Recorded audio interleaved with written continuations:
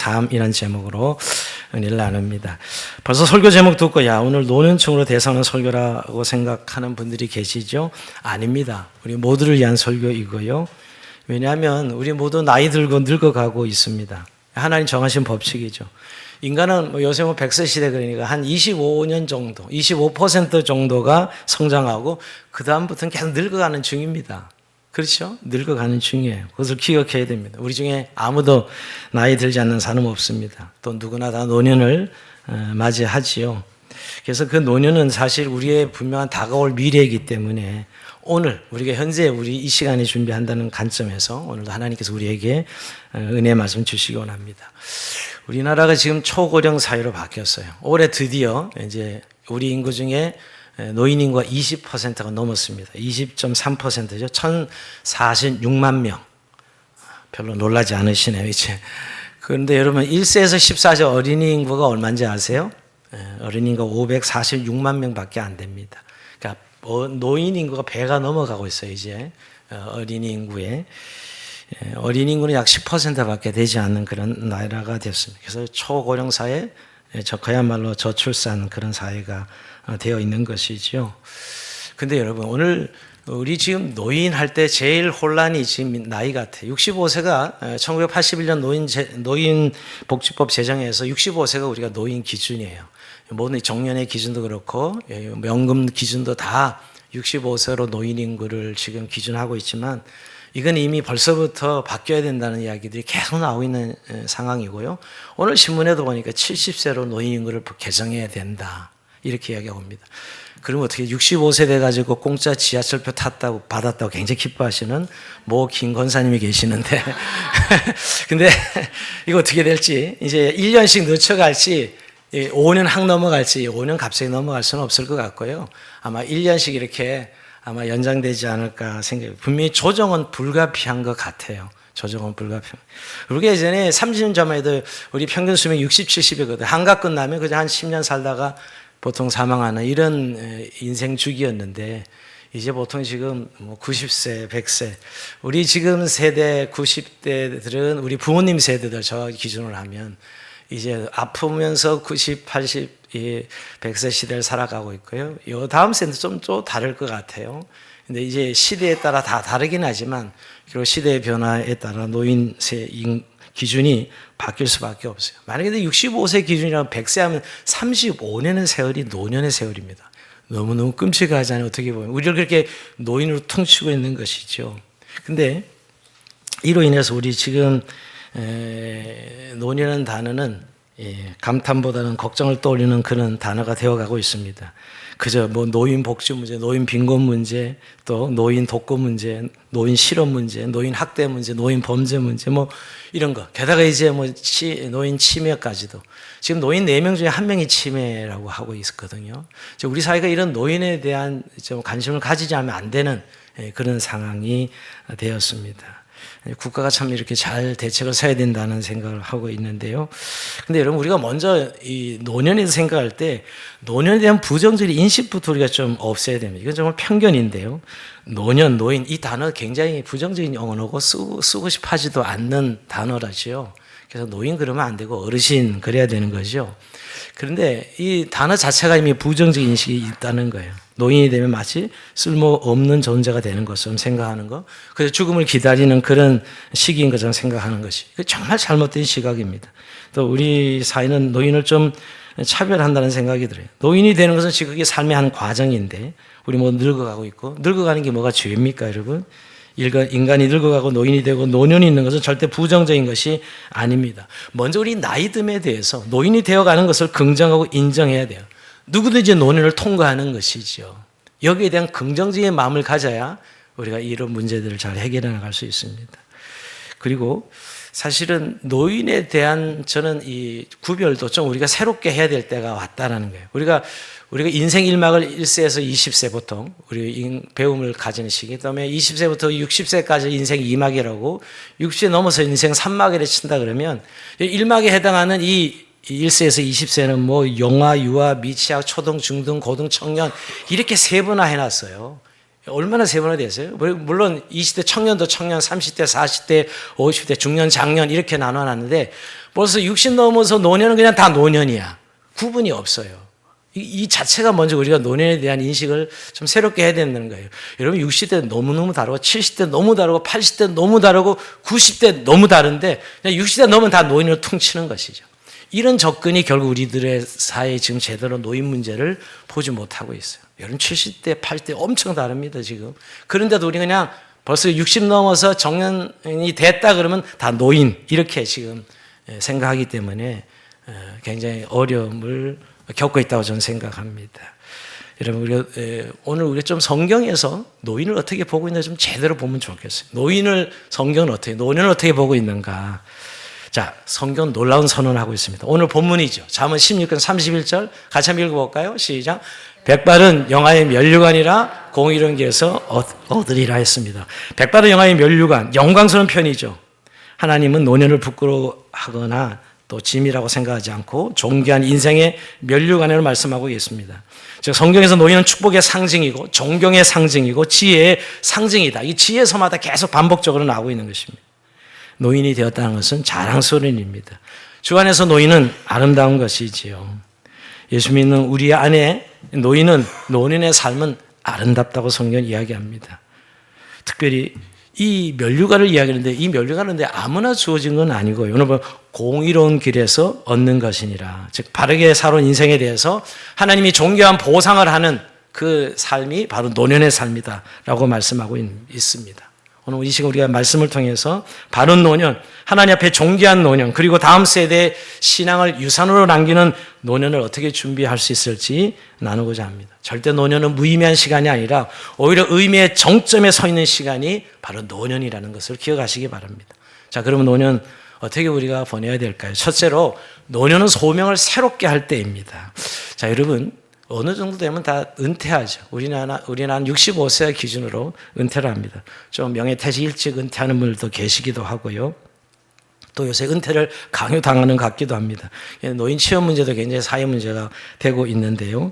그래서 이제 이 일정한 나이가 되면 은퇴를 하는 것은 사실이죠. 근데 요즘 은퇴하고 나서 굉장히 어려움을 겪는 분들을 봅니다. 경제적인 문제로 어려움을 겪거나 심리적으로 이렇게 어려움을 겪는 자기 역할이 없어졌다고 하니까 굉장히 거기서 정신 충격까지 받는 분들을 보게 됩니다. 평생 그 일을 하며 살았는데 그 일이 없어지니까 자기의 존재 가치를 잃어버렸다고 생각하는 분들이 있는 것 같아요.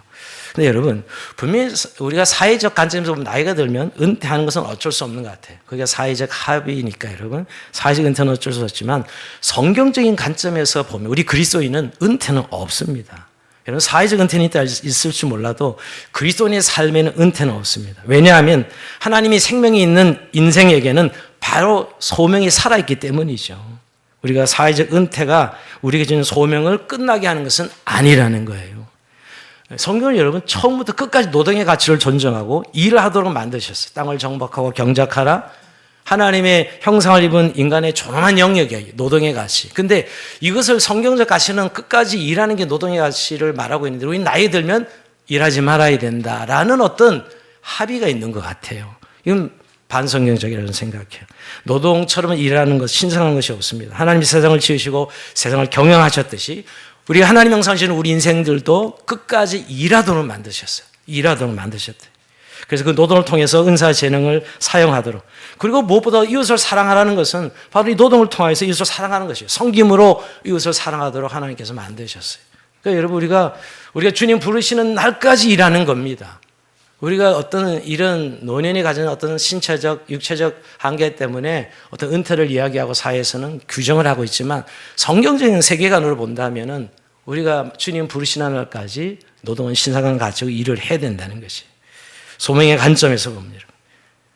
우리 할 일이 멈춰지는 건 아닙니다. 노년이 되면 딱 스탑이다. 이런 생각이 많은 노년들을 힘들게 하고 있는 거거든요. 그냥 이어지고 있는 것입니다. 은퇴하여도 소명의 관점에 우리는 계속 일을 해야 됩니다. 그냥 은퇴했으니까 여행이나 다니고 골프나 치고 등산을 다니고 이것이 제일 노년의 행복이다. 이건 매스컴이 만든 한상이에요. 이건 성경적이지 않습니다.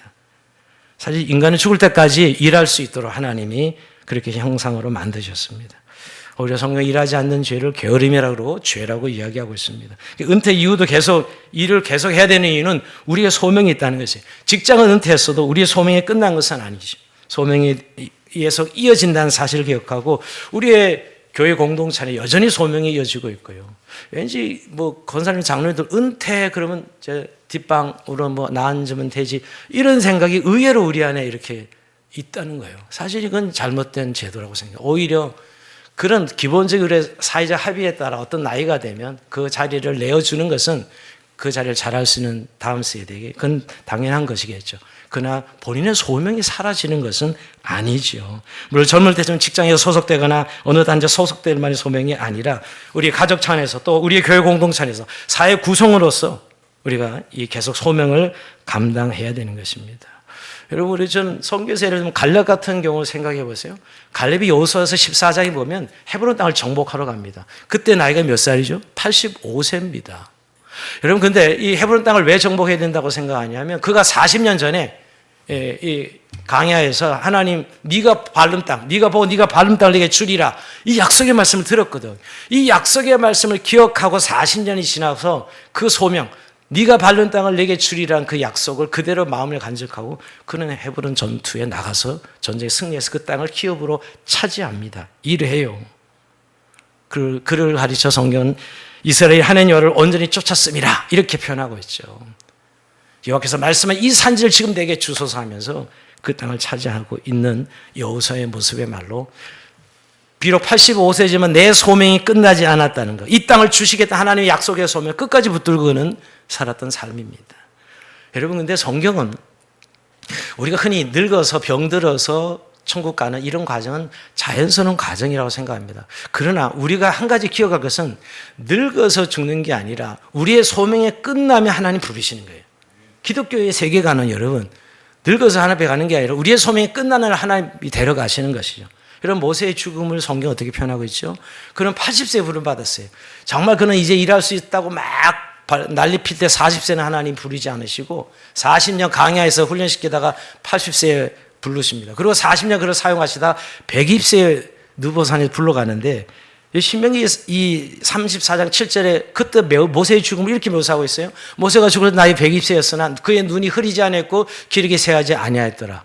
그가 죽을 때 기력이 새하지 아니했어요. 눈도 새하지도 아니었고 근데 너는 여기까지 네 소명은 여기까지야 하고 부르러 가시는 거죠. 네가 강야 세대의 지도자로서 역할 잘 감당했다. 넌 여기까지죠. 그러니까 우리의 죽음의 의미는 소명의 의미가 종결되는 의미라는 거예요. 나이 들어서 늙어서가 아니라 그러니까 소명 끝까지 있다는 사실이에요. 우리가 나이 들으면 소명이 없어진 것처럼 그저 뒷방 노인처럼 그냥 그 시간을 보내는 그런 삶이 아니라는 것이죠. 물론 소명의 실천 방법은 젊은 날과 많이 다를 수 있습니다. 꼭 돈을 벌어야 되는 것은 아니겠죠. 직업적이지 않을 수도 있습니다. 그러나 여전히 주님이 기뻐하시는 일자리를 찾는 것, 그리고 만들어가는 것은 소명 있는 삶의 모습이라고 할 수 있습니다. 여러분 그런 의미에서 참 저는 젊을 때 정말 하나님 내게 주셨다고 생각하는 걸 못한 것들이 많잖아요. 그런 일거리에서 한번 도전해보는 것도 너무너무 좋은 소명의 새로운 기회를 찾는 것이라고 생각할 수 있고요. 그리고 새로운 이제 배움과 학습을 통해서 새로운 소명의 현장을 발견하는 것. 그러니까 어떤 분을 보면 제가 보면 취미가 아니더라고 보면 목공을 배워서 다시 목공 일을 전문적으로 하는 그런 논의의 삶을 살아가는 분들 봤고요. 또 그림을 그리거나 악기를 배우거나 자기 관심 분야를 새롭게 연구해서 나가는 분들을 많이 보게 됩니다. 또 여러분 우리가 주님 안에서도 여러분 저는 우리 선교하는 교회에서 늘 시니어들 그냥 마무리하지 마시고 선교에 저보다 건강할 때 한 65세에서 70세, 75세, 80세 한 10여 년 정도 선교지에서 내가 정말 타문화권에 대한 적응하는 데 배움이 있고 그런 경력이 있고 자신이 있다면 시니어 선교사로 나갈 수도 있고요. 우리 선교도 여러분 시니어 선교사로 2텀, 3텀씩 이렇게 하는 선교사들 계십니다. 아니면 은사가 있으면 NGO 단체 가서 정말 호스피스 활동 이런 활동을 할 수 있는 이런 정말 자신의 소명을 새롭게 해서 일할 수 있는 곳이 얼마든지 있다는 것이에요. 또 여러분 교회는 여전한 우리의 소명의 현장이죠. 교회 여러분 평생 교회는 은퇴고 현역입니다. 전도하는 일 오히려 나이 들면 시간도 좀 더 여유롭게 하실 수 있고 왜 자녀들 돌보면서 이제 자유로울 수 있으니까요. 그런 부분에서 오히려 교회 전도하는 일이나 중보기도하는 일 이런 일들이 정말 평생 저는 소명이라고 생각해요. 정말 나는 자녀들 세대를 위해서 평생 중보자로 하나님 앞에 소명을 새롭게 하겠습니다. 이제 가능하잖아요 사실은. 이런 일들을 할 수 있는 거죠. 물론 취미로 하는 여러 가지 활동을 통해서 그 속한 사람들을 복음으로 섬기는 일들도 얼마든지 할 수 있죠. 요즘에는 여가 활동을 하는 뭐 골프나 또 탁구나 뭐 이런 운동을 통해서도 그 소속에서 그 활동을 통해서 그 함께하는 사람들을 복음으로 섬길 수 있는 이런 일도 우리의 소명으로 생각하면 얼마나 할 수 있는 일이라고 생각합니다. 여러분, 노년이 짧지 않습니다. 우리가 보통 한 30세에서 60세, 30년 정말 정열적으로 아이들 키우고 열심히 살았다면 뒤에 65세에서 한 뭐 이래서 90세, 100세 친다면 우리 부모님 세대는 그렇게 아니지만 아마 지금 50대, 60대들은 아마 100세 시대 분명할 겁니다. 더 넘을 수도 있어요. 근데 그러면 3, 40년의 시간이에요. 오히려 젊은 날의 시대보다 훨씬 더 뒤에가 긴 시간이 남아있다는 사실을 기억해야 됩니다. 그러니까 여러분, 현역으로 계속 우리가 소명을 이어간다는 걸 기억해야 돼요. 우리 잘 아는 그 김형섭 교수 올해 106세입니다. 아직도 강의하시더라고요. 깜짝 놀랍니다. 106세의 할아버지가 아직도 강의를 해. 여러분, 그가 연세대 정년퇴직하고 나서 15년 동안 사회교육했어요. 이제 교수였으니까 사회 그 교육 활동을 했는데 80세가 되어서 이제 좀 쉬어야 되겠다고 여행을 다녔다고 해요. 여행 나가보니까 이게 내 일이 아니다. 여행 다니는 게 내 일이 아니다. 그는 80세 은퇴했다고 해서 여행 다녔던 거거든요. 그리고 돌아와서 다시 일을 시작했다고 해요. 일을 시작하니까 정말 정신적 에너지가 계속 충전되고 있다고 그는 고백하더라고요. 80세 다시 일을 시작한 것이죠. 여러분, 여전히 노년에도 하나님의 소명을 놓지 않고 죽을 때까지 붙잡아야 건강한 노년의 삶을 살 수 있습니다. 여러분, 너무 사회적 통념에 사로잡히지 마시고요. 이번에 우리 일본에 잠시 여행을 다녀왔을 때 보니까 공항에 딱 떨어지니까 전부 흰머리 할아버지 할머니들이 전부 공항에 그 찍고 하는 거 다 봉사하더라고요. 직원들인지는 몰라도 자원봉사겠죠. 그 일을 다 노인들이에요. 한국의 노인들은 산에 가 있대요. 한국의 노인은 골프장에 가 있고 뭐 해외여행에 가 있다 그러는데 일본 노인들은 현장에 가서 일하더라고요. 그게 건강한 노년 아닐까요? 우리가 다시 노년은 우리의 소명을 새롭게 점검할 때고 새로운 소명 안에 또 달려갈 때가 바로 노년입니다. 자, 그렇다면 두 번째, 우리의 노년을 어떻게 보내야 될 것인가? 노년은 다시 한번 준비할 때입니다. 오늘 공의로운 길에서 얻으리라 그랬는데 여러분, 이 짧은 구절이 존귀함이 저절로 주어지는 것이 아니라는 거예요. 공의로운 길, 즉 하나님의 뜻을 따라 정직하고 진실한 삶을 걸어온 자에게 주어지는 복이라는 뜻입니다. 여러분, 우리가 성경에서 사도 바울의 인생을 참 우리가 귀하게 보지 않습니까? 근데 그가 이 디모데후서 4장 7절 8절의 말씀이 이 유언장 같지만 이게 어떤 내용이에요? 나는 선한 싸움을 싸우고 달려갈 길을 마치고 믿음을 지켰다. 그는 평생 이 치열한 싸움을 싸우면서 믿음의 길을 걸어갔다는 거예요. 즉 젊을 때부터 하나님의 뜻에 대해 순종을 살아갔고 그래서 삶의 끝자락에 후회감님 영광의 면류관을 고백하고 있는 거죠. 끝까지 걸어가는 삶의 면류관을 얻는 그 과정들을 말씀하고 있는 것이지요. 그러면서 여러분, 지금이야말로 지금 우리가 좀 젊었다 아니면 노년을 생각할 때 우리가 준비하는 시간이 지금이라는 거예요. 지금 무엇을 10년에 따라 우리의 노년이 결정되는 것이죠. 근데 여러분, 우리가 노년에 준비하는 데서 제일 중요한 게 뭘까? 다시 한번 배움을 새롭게 하는 것입니다. 배움을 새롭게 함으로 우리의 노년을 준비할 수 있습니다. 우리나라 어릴 때 한 20년 배운 걸로 평생 써먹는다 생각하는데 요즘 시대는 여러분 20년 배운 걸로 평생 써먹지 못합니다. 얼마나 많은 정보와 지식이 흘러가고 있는지 알 수 없어요. 근데 여러분, 다시 노년을 위해서 적어도 30년 노년을 살면 다시 이 배움을 통해 학습을 통해서 우리가 노년을 준비해야 돼요. 여러분, 우리가 노년을 다시 한번 우리가 준비한다는 것은 배움을 통해서 새롭게 준비할 수 있는 시간이라는 거예요. 물론 무슨 말씀입니까? 요새 눈이 글자가 안 보이고 또 깜빡깜빡해서 이 설단 현상이 일어나서 내가 아무것도 못할 시기가 노년인데 라고 말했지 뭐지만 여러분, 재학습을 통해서 즉 배움은 우리의 뇌를 새롭게 하는 운동이에요. 여러분, 우리가 육체를 운동해서 건강하는데 뇌도 운동을 해야 되는데 여러분, 우리가 뇌가 왜 이렇게 빨리 노화하죠? 배움이 없기 때문이에요. 배움을 안 하고 생각을 안 하고 살기 때문에 뇌가 빨리 노화되는 것이죠.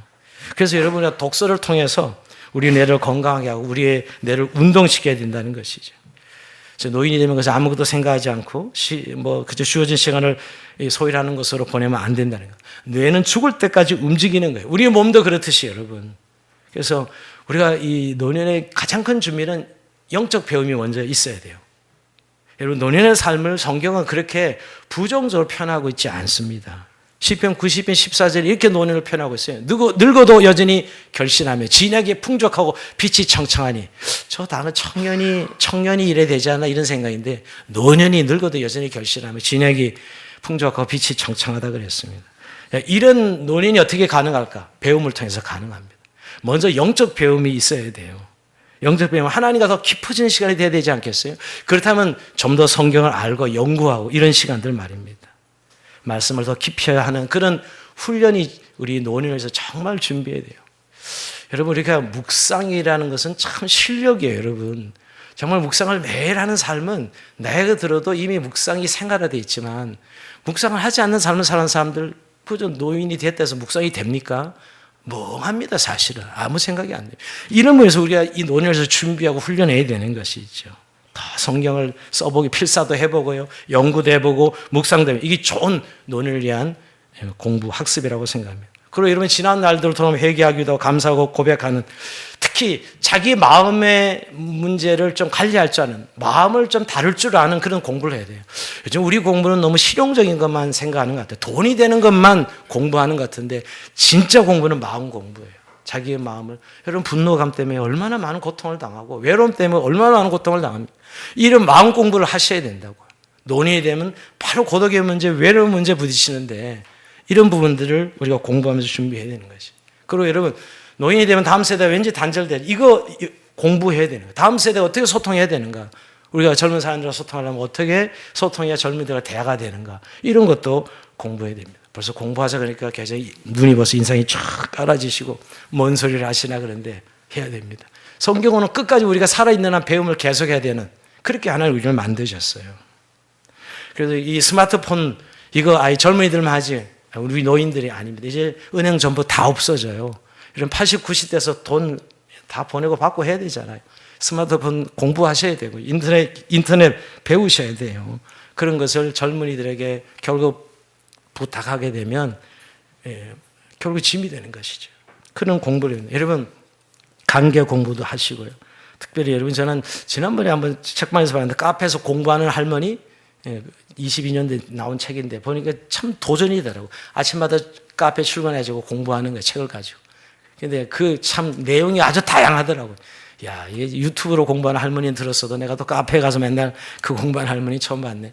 그 책을 보면서 제가 도전을 받았는데, 여러분, 나이 들면서 우리가 정말 뭐 악기를 하나 정말 열심히 해서 다루다든가 요리를 배운다든지 또 여러 뭐 영화 감상, 뭐 클래식 감상하는 그런 내용들에서 배운다든지 얼마든지 우리가 배움을 계속할 수 있다라는 거예요. 특히 정말 우리가 노년을 해서 준비하게 되면 육체의 몸이죠. 건강한 몸입니다.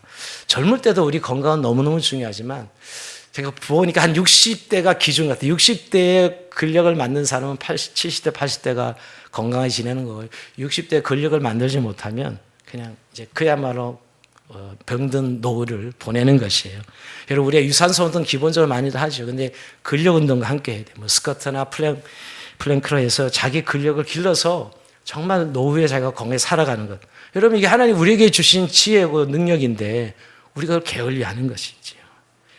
여러분, 웬만하면 이제 차 타지 않고 걸어가고, 계단은 엘리베이터 타지 말고 올라오고, 우리 교회도 올해 엘리베이터에 늘 줄 서 있는데 계단으로 늘 올라오시면 좋을 것 같아요. 그리고 여러분, 저는 제일 마음에 늘 힘든 게 이 병원에 가면 노인들에 대해서 너무 이렇게 무시하는 의사들 때문에 분노할 때가 많아요. 왜 아프냐고. 나이가 들어서 아픕니다. 의사들 늘 하는 그 소리 얼마나 듣기 싫은 소리인지 모릅니다. 진단 제대로 진단해 주지 않고 나이 들어서 아프다는 거예요. 아니거든요, 사실은. 진단하면 다 이유가 있고 치료받으면 되는데 뭐 오래 사용했기 때문에 아플 수밖에 없습니다. 이렇게 얘기하면서 노인들 무시하는 거죠, 여러분. 근데 그런 대우를 받지 않게 해서 우리가 건강을 늘 준비하는 것, 노후에 건강하게 살기 위해서 운동하는 것, 이것도 사실 노년을 준비하는 너무너무 중요해요. 그렇게 할 때 우리에게 하나님께서 노년을 새롭게 하시고 인도하실 것입니다. 저는 노년의 배움은 성교라고 생각해요. 성교입니다. 노년의 배움은 종착지가 아니라 가장 깊고 고귀한 배움의 시작적입니다. 하나님 앞에서 온전한 성소로 나아가기는 시간이죠. 여러분, 배움을 멈추지 않는 그리스도인, 그 복된 노년을 보낼 수 있어요. 배움을 멈추지 마십시오. 계속해서 배움을 계속해 진행해 가십시오. 자, 마지막으로 노년은 무엇을 할 때입니까? 믿음의 유산을 남길 때입니다. 시편 기자 71편 18절 이렇게 노년에 대해서 고백합니다. 한 절 읽어볼까요? 시작. 하나님이여 내가 늙어 백발이 될 때도 나를 버리지 마시며 내가 주의 힘을 후대에 전하고 주의 능력을 장래의 모든 사람에 전하기까지 나를 버리지 마소서. 나를 버리지 말아달라고 백발이 더 버리지 말아달라고 하는데 이유가 있어요. 이유가 주의 힘을 후대에 전하고 주의 능력을 장래의 모든 사람에게 전할 수 있도록 나를 버리지 말아달라고 기도하고 있습니다. 여러분 이 말씀은 단순히 노년이 생물학적 시간의 끝이 아니라 신앙의 유산을 넘기는 사명자의 시기임을 알려줍니다. 여러분 믿음은 유산이 됩니다. 기도는 정말 유산이 됩니다. 말씀을 붙든 어머니, 기도하는 아버지의 모습은 자녀들에게 살아가는 동안 신앙의 교과서가 되고 모델이 됩니다. 여러분 오늘 젊은 세대가 믿음을 떠나고 교회를 떠나고 있어요. 근데 여러분 누군가의 부모님의 기도와 눈물, 헌신과 모범이 있는 그런 세대가 있다면, 그런 노년이 있다면 때로 저는 다음 세대에 돌아온다고 믿고 있는 사람이에요. 기도하는 어머니가 있는 가정에 하나님 자녀들 세대를 믿음을 이어가는 건 너무나 자연스럽죠. 그러면서 오늘 믿음의 전달자가 될 수 있다는 거예요. 노년은 끝이 아니고 새로운 세대, 즉 다음 세대를 위한 마지막 헌신의 시간이에요. 자, 그래서 여러분 제일 중요한 결국 노년에 있어서도 영적 삶입니다. 우리 젊은 날에도 영적 삶이 중요했듯이 노년에도 영적 삶이 너무너무 중요합니다. 여러분 우리가 늙으면 제일 부득이 고독의 문제거든요. 나와 평생 같이 했던 아내가 떠나고 남편이 떠나고 친구들이 다 떠나갑니다. 나를 알아주고 대화할 사람들이 없어지죠. 남는 건 외로움 뿐입니다. 그것뿐이 아니라 이제 자녀들이 성장하면 부모들 떠나가요. 그리고 자녀들과 대화를 별로 안 합니다. 그래서 내가 자식을 뭐하러 키웠나 하면서 허무함이 막 몰려오는 때가 이 노년의 때죠. 여러분 근데 그때 고독을 씹으면 눈물 짓고 가슴 아파할 것이 아니라 정말 노년의 고독이 올수록 정말 하나님을 바라보면, 지금까지 내가 하나님의 은혜로 살았듯이 그 영적 삶을 붙들고 영혼을 바라보는 믿음으로 살아가야 되는 것이죠. 이제 저 천국, 이제 더 가까워진 저 한국, 저 천국의 한국까지 멋있게 도착할 수 있는 걸 바라보면서 우리가 이 영성으로 버텨야 되는 거예요. 우리 젊은 날 지성, 이성, 감성 다 중요하죠. 정말 나이 들어서는 영성이 중요한 시기예요. 왜냐하면 자기 내면과의 싸움이 본격화되는 것이 바로 노년이기 때문이죠. 여러분 노년에도 하나님은 여전히 우리를 사랑하십니다. 우리의 노년에도 주님이 함께 하시고 죽음의 강을 건널 때가 주님이 함께 하십니다. 이사야서 46장 3절 4절 한번 볼까요? 야곱의 집에 이스라엘 집에 남은 모든 자에게 들을지어다. 배에서 태어나므로부터 내게 안겼고 태에서 나무로부터 내게 업힌 너희여, 너희가 노년에 이르기까지 내가 그래야 하겠고 백발이 되기까지 내가 너희를 품을 것이라. 내가 지어서 내가 업을 것이요 내가 품고 구해내리라. 백발이 되기까지 너희가 너희를 업을 것이다. 이렇게 주님 말씀합니다. 너무너무 위로되지 않습니까? 성경의 노년 때까지 하나님 우리를 품고 우리 가시겠다는 이런 하나님의 사랑을 우리는 성경에서 보게 됩니다. 여러분 그러기에 눈을 들어 영원하신 하나님, 영원한 하나님의 나라, 내가 장착해야 될 영원한 그 아버지의 집을 바라보며 소망하며 가는 인생이 바로 이 노년의 시기라는 것이지요.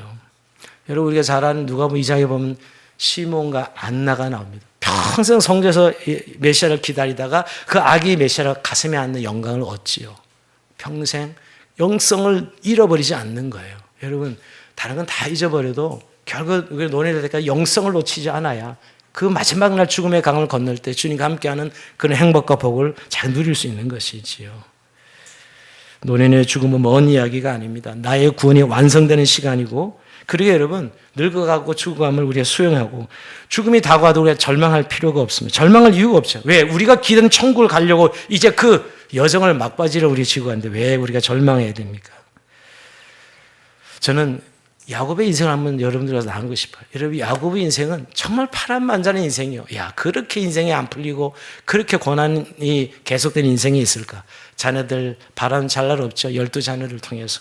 그래서 그가 바로 앞에 가서 내가 130년 동안 험악한 세월을 보냈습니다. 우리 야곱의 인생을 보면 그렇게 고백할 만하죠. 근데 여러분 그의 말년은 여러분 성자 야곱이에요. 그의 마지막 한번 보십시오. 12아들 놓고 12아들 축복하죠. 12아들을 놓고 창세기 48장 49장에 가보면, 근데 단순한 축복이 아니라 믿음의 유산입니다. 자녀들에게 믿음을 유산을 물려주는 그런 장면이에요. 그리고 마지막 죽음은 침상머리에서 경배하면서 하나님 나라로 갑니다. 여러분 창세기 47장 31절을 볼까요?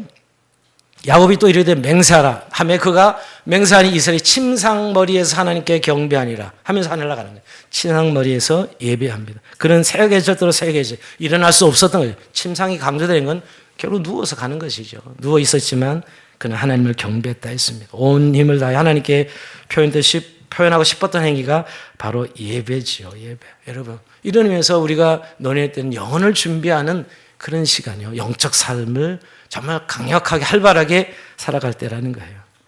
한 가지 더 말씀드리면, 여러분 건강할 때 미리 유언을 해 놓으십시오. 요새는 이걸로도 찍을 수 있고 유언을 젊은 날에 찍어 놓으십시오. 그리고 유언장도 젊은 날에 작성해서 미리 준비해 놓으십시오. 그리고 여러분 재산도 미리 다 정말 줄 거라면 처분하고 끝까지 자신들이 부모님들이 나이 들면 부모 재산 이렇게 쳐다보는 자녀들이 없도록 그 집 한 채밖에 없는데 그거 보는 자녀들 만들지 않도록 우리 주택연금으로 바꾸셔서 여러분들이 노후에도 정말 섬기고 노후에도 노년에도 열심히 하나님의 나라를 섬기고 일하는 그런 삶으로 나이는 들었으니까 나는 뒤로 처지지가 아니라 그런 삶을 사는 것, 그게 하나님 정말 기뻐하시는 삶이 될 것입니다. 여러분 결국 죽음은 우리의 구원이 완성되는 영광스러운 시간입니다. 그게 별로 병들어 나이 들어 우리가 일어나는 일이라 할지라도 성경은 오늘 우리에게 영광스럽게 죽음을 말씀하고 있습니다. 말씀을 마칩니다. 노년은 끝이 아니라 하나님의 열매이고 노년은 결산의 시간이자 열매의 시간입니다. 노년은 인생을 결산하는 시기입니다. 마치 농부가 한 해 동안 땀 흘려 수고하고 가을에 곡식을 거두는 것처럼 노년은 청년과 장년의 시기에 싸우는 신앙과 삶의 열매를 거두는 때입니다. 그러게 여러분 각자의 노는 영화롭고 멸관처럼 귀하게 여깁시다. 열매 맺을 때라고 생각하고 내가 노년에서 왜 이렇게 힘들지라고 낙심하지 마십시오. 지금도 하나님 여러분들을 붙들고 계시고 당신의 백발은 실패가 아니라 믿음의 흔적이요 은혜의 누적입니다. 지금 오히려 여러분 그 노년의 믿음을 가지고 다음 세대를 축복하고 기도로 세워야 될 때입니다. 근데 여러분 오늘 이 설교하면서 노년에 대한 설교 같지만 지금 이 우리 젊은 세대, 우리 교회는 20%가 노인이 아닙니다. 젊은 분들이 훨씬 더 많은 교회예요. 우리 교회는 50대, 40대가 노년보다 훨씬 더 많은 교회인데요. 근데 여러분 지금 오늘 이 말씀을 통해 여러분 지금 여러분이 노년을 준비해야 될 텐데 가장 좋은 노년의 대비는 뭘까요? 성경이 말하고 있는 가장 좋은 노년에 대비하는 삶은 뭘까요? 지금 살아온 부모님의 삶을 보고 존경하고 공경하는 것입니다. 그게 우리 노년의 가장 중요한 준비입니다. 레위기 19장 32절 볼까요? 한번 같이 선포합시다. 시작. 너는 센 머리 앞에서 일어서고 노인의 얼굴을 공경하며 하나님을 경외하라.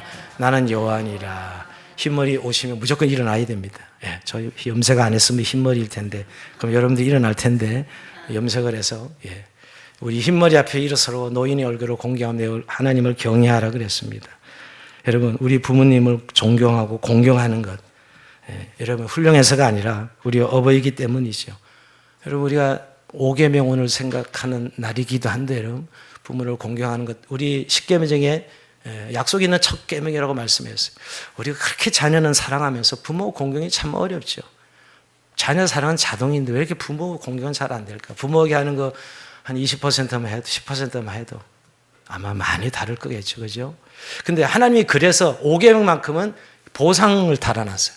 네가 부모를 공경하면 땅에서 잘 되고 장수하니라. 이렇게 계명제 복 있는 계명은 5계명밖에 없어요. 그것만큼은 보상까지 달아놨어요. 왜? 잘 안 되니까. 근데 사실 우리가 부모님들의 얼굴을 보면 나는 어머니처럼 아버지처럼 안 살 거야 이렇게 생각할지 모르지만 다 그 얼굴이 내 얼굴입니다. 여러분 사실은. 여러분 우리 부모님과 난 다르게 살 거야 모르고 그렇게 생각할지 모르지만 그건 착각이에요. 다 같습니다. 그렇게 다르지 않습니다. 여러분 성경을 보십시오. 아브라함의 하나님, 이삭의 하나님, 야곱의 하나님이에요. 우리가 아브라함, 이삭이 야곱이 그렇게 살아왔다는 것이죠. 그러니까 여러분 뭐냐면 우리가 부모님을 공경하고 존경하는 것 이게 바로 우리의 미래를 준비하는 삶이라는 거예요. 정말 우리의 부모님이 살아 계시다면 우리 그 부모님을 공경하고 존경하는 것이 오늘 우리의 진정한 논의죠. 왜? 곧 나의 미래이기 때문입니다. 그 부모님의 삶이 곧 나의 미래이기도 합니다. 그래서 여러분 우리가 부모님을 오늘 존경하고 배려하는 것 그게 제일 어려운 건 이제 여전히 대화의 상대가 되어주는 게 제일 저는 존경하고 공경하는 일이라고 생각해요. 잘 대화가 안 될 때 대화를 고지식하다고 잘 알아듣지 못한다고 무시하지 않고 귀 기울여 대화의 상대가 되어주는 것. 그리고 또 한 가지 정말 부모 공경은 부모님이 이제 마지막 병들어 아프고 이제 돌아가시기 전이 정말 부모의 도움이 필요한 것 같습니다. 나중에 마지막 그 시간에 정말 부모가 필요한, 부모의 종기를 지켜줄 수 있는 사람은 자녀인 것 같아요. 다른 데 필요한 게 아니라. 그럴 때 잘해드리는 게 효도가 아닌가 하는 생각을 다시 한번 오버해주 이렇게 생각하게 됩니다. 여러분, 하나님 앞에 존귀한 논을 준비하십시오. 모두에게 도전하고 싶습니다. 나이 듦을 두려워하지 마시고요. 지금의 삶이 미래의 영광을 준비하는 길입니다.